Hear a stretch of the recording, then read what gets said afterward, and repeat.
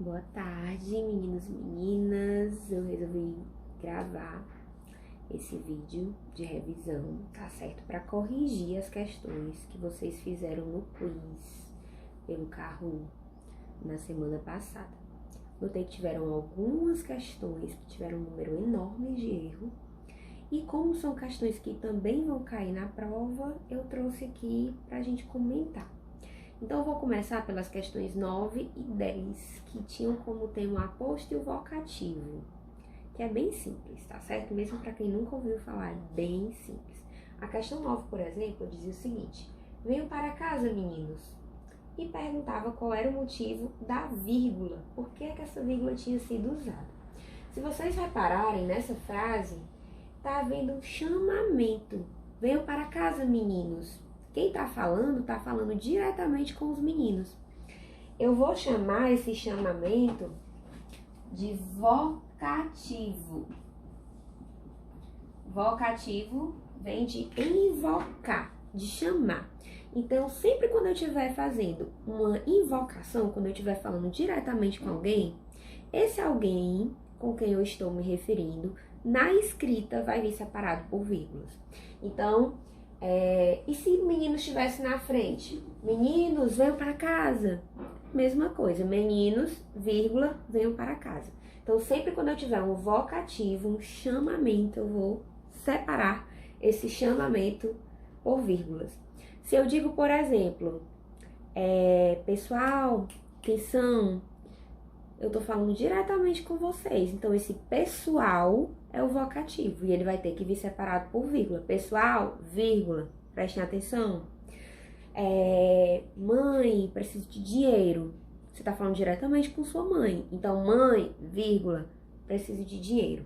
Certo? Então, sempre os vocativos vão ser separados. Esse era o motivo. Na questão 10, tinha a seguinte frase: São Paulo, a maior metrópole brasileira, enfrenta vários problemas. E aí eu tenho a maior metrópole brasileira entre vírgulas. Pessoal, se eu tirasse isso daqui, olha como ficaria. São Paulo enfrenta vários problemas. Não mudaria o sentido. Aqui eu vou ter um caso de aposto. Jarisa, o que é o aposto? O aposto é uma explicação sobre alguma coisa. Então, às vezes, eu estou falando e eu preciso dar uma informação extra, dar uma informação a mais. Então, sempre quando eu tiver essa explicação no meio da frase, eu vou separar essa explicação, que eu chamo de aposto, entre vírgulas. Outro exemplo.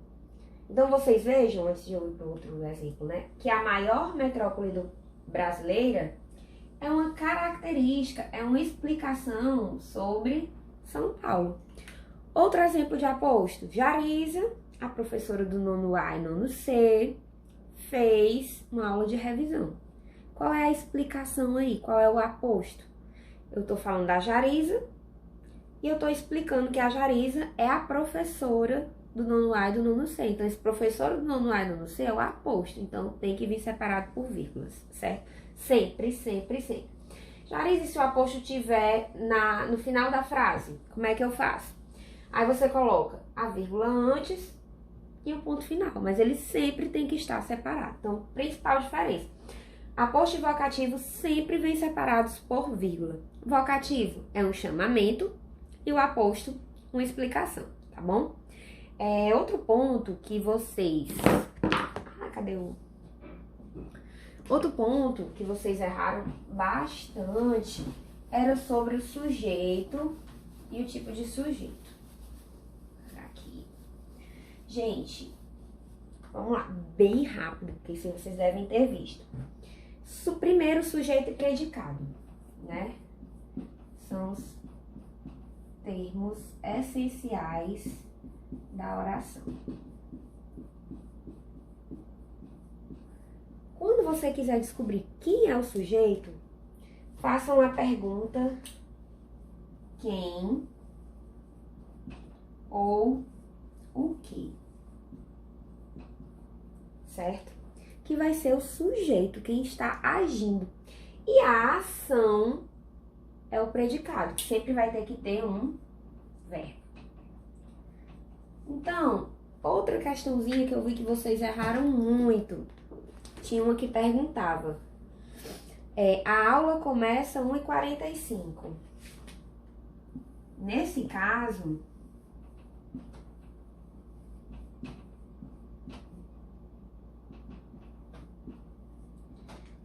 eu tenho que achar quem é o verbo.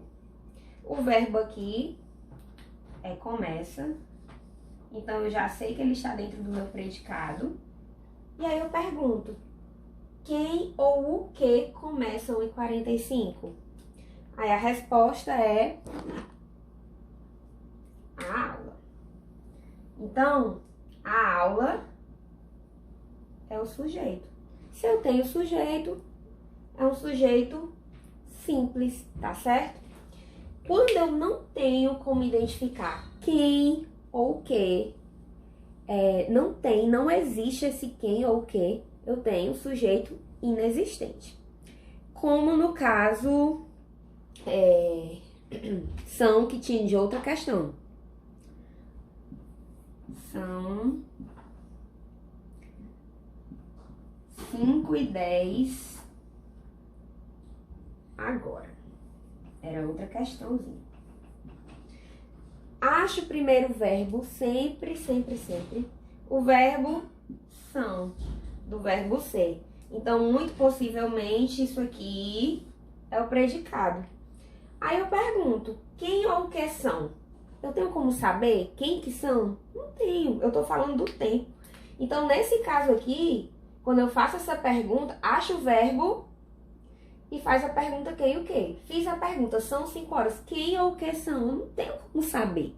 Como eu não tenho, não existe um quem ou um que, esse sujeito aqui, eu digo que ele é inexistente, tá bom?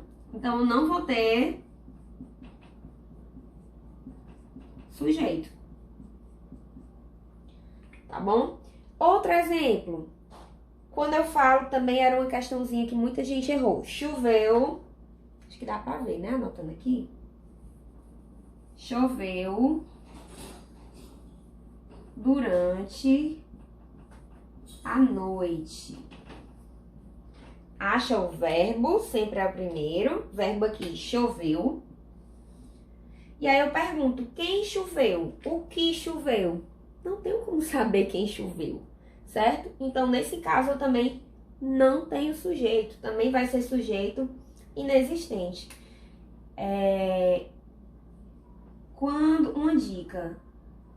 Quando eu tiver um fenômeno da natureza, eu não vou ter sujeito. Então, choveu, trovejou, amanheceu, anoiteceu, é inexistente, tá certo?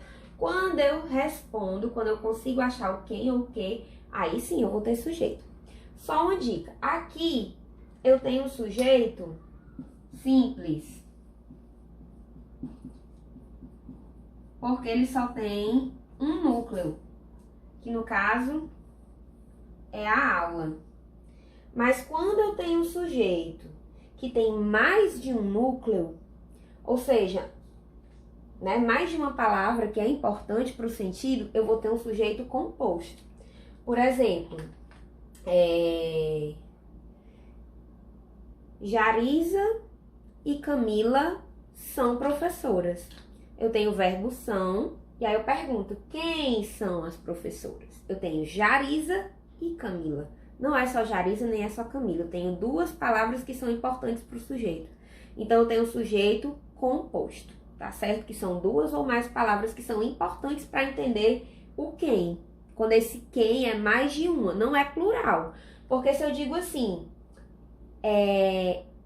as pessoas chegaram tarde. Quem chegou tarde? As pessoas, mas eu só tenho uma palavra. Dá uma ideia de plural, mas eu só tenho uma palavra que é importante para o sujeito. Quando eu tenho mais de uma palavra que é importante para o sujeito, palavra, aí eu tenho sujeito composto. E tem outro tipo de sujeito, vou apagar aqui, que costuma cair muito, e eu vou dar uma dica, ele é importantíssimo para a prova, acho que vai ter uma questão sobre ele. Quando eu digo assim, cheguei, vou botar de azul, são os exemplos. Se eu digo assim,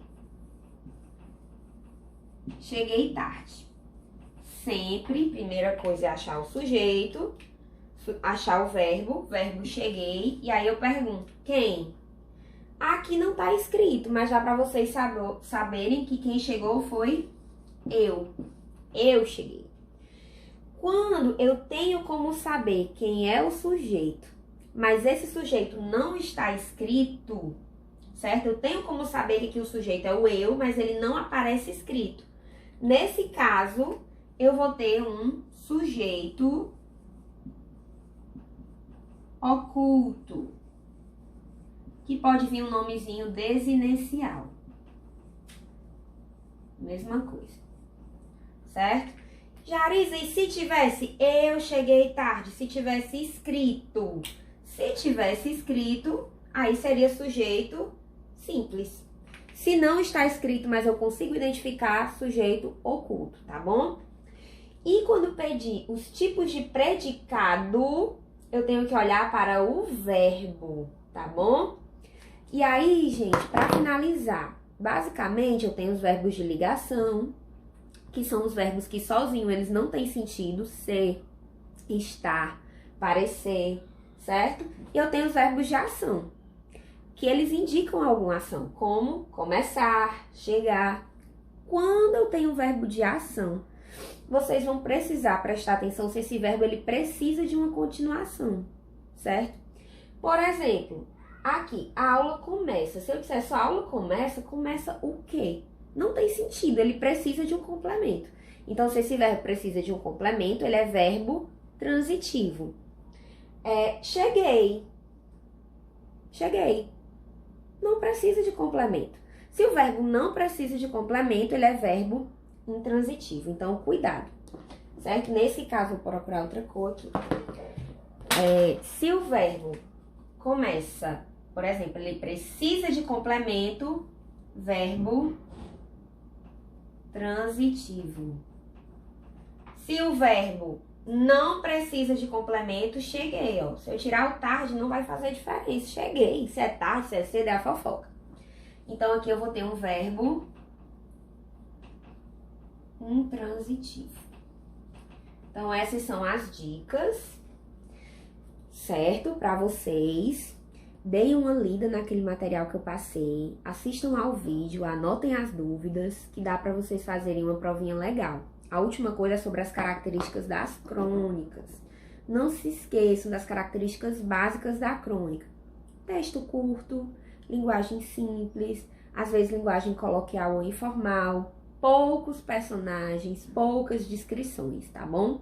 Porque se eu tiver muita descrição, muito personagem, for mais longo, já não é crônica, tem já ir para um conto, tá certo? Então essas são as dicas, espero que tenha dado para vocês tirarem as dúvidas. Boa sorte, façam aí a diagnóstica com muita atenção, viu? Beijo!